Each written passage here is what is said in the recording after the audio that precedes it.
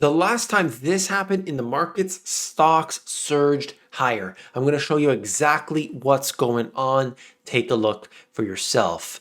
This is showing us what's happening seasonally, okay? As you see, this is Goldman Sachs.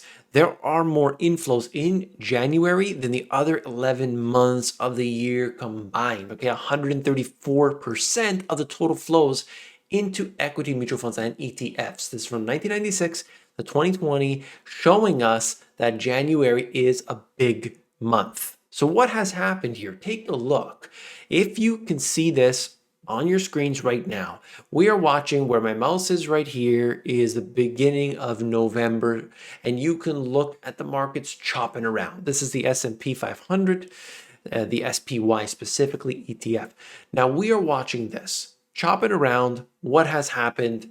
Let's get into it. This is a messy chart, I understand. Focus on the middle portion, okay? This is giving us, you can see the bars. As we move through this time period, November into December, the market did fall down. It started to look really exciting around the end of November, and it actually fell through there's a red line, the 20-day moving average. It fell just below the 50-day moving average, but it never touched the 100-day moving average. And below the 200-day moving average, nowhere to be found. What does this tell us? Now, the moving averages are usually areas of strength, support, resistance, okay? You find that. It tends to be the case. And of course, the bigger the number, the stronger it would be of a support. And right now, you don't get too many cases, especially with the US stock markets, where we fall into this territory of, let's say, 100-day moving average, except right now, today. As I record this video, we watched it not only hitting right around, you can see the wick, hope you could see that. This turned out to be right along the bottom of the Bollinger Band. You could see that, as well as the 100-day moving average. What's a Bollinger Band? Think of this like the oxygenated environment. Okay, so between these thin purple lines, that's where the oxygen is for this stock. And if it goes outside of that Bollinger Band, it can't breathe. So it has to come back in. Does that make sense? I heard this analogy and I thought it was fantastic. Then you can see it in this case here. It falls out of the Bollinger Band and it comes back in. Now, there's more to it than that. But anyway, that's where we're at today in this particular trading session. Interesting, to say the least. That was Monday's trading session. After multiple days in a row of not doing so hot, to say the least. But what am I getting at here? Okay, 100-day moving average. When was the last time we saw this? Well, this was back in September. This September timeframe. It hits below, just below the 100-day moving average, as well as the bottom Bollinger Band. And it has accelerated throughout that period, right? From September all the way in to November. Interesting, to say the least.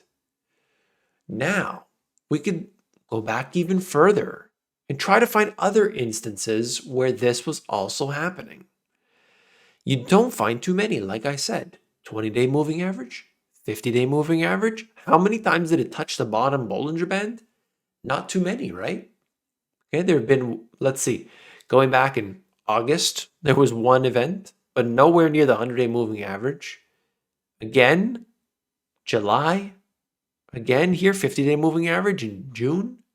And we have to go all the way back, all the way back. Okay, there's not too many, as I said. And look, where was it? Right here. October. You remember October 2020?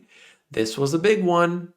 Markets were looking real weak throughout this period. In fact, from September all the way through into November, it was chopping around big time, big time. A lot of money was lost and a lot of money was made. But what happened after that? The markets rallied from that 100-day moving average all the way back up to the top Bollinger Band until they couldn't breathe and then went even higher from that point on in that case there. But there's more to it, like I said. I'm just trying to show you what has happened time and time again. These levels of support are often like, think of it like a beach ball, like you pull it down and it accelerates higher. What could make this happen? Well, there's many factors here, but the markets, they don't necessarily like to respond to negative information, with let's say the higher interest rates and so on, for too long.